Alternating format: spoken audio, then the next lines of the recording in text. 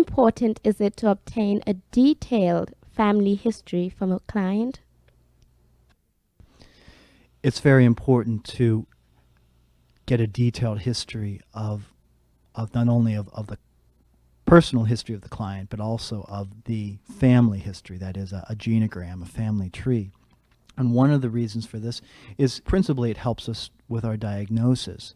For example, if we're trying to determine whether a client's symptoms are from a neurosis or is it from a type of psychopathy, it helps us to determine that by looking at the family history. They had mentioned that in the book too. They were trying to decide in one of the cases if the person was a psychopath or if the person was neurotic, and they found with the family history and as well as the person's personal history, based on that the person was most likely neurotic.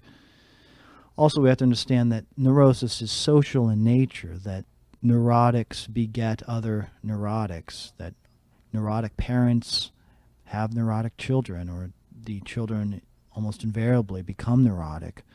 So it helps us to understand the client and understand and come to a conclusion about the client's diagnosis if we're able to look at the emotional condition of, say, the mother or father or brothers and sisters.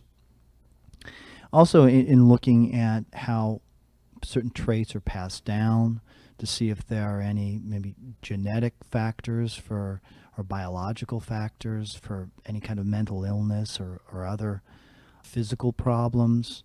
A client comes in, for example, who has a physical problem. Again, take sexual impotence because that was mentioned twice in the book. Does this seem to be a problem throughout the family history, or is this just the client?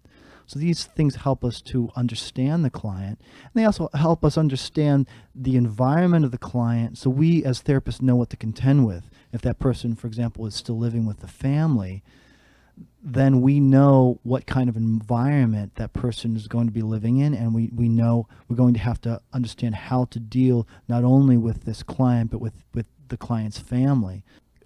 I've come to see in my own experience that not only are you in some ways giving the client therapy, but you're also giving the family of the client some kind of therapy, particularly in the case when you're seeing children.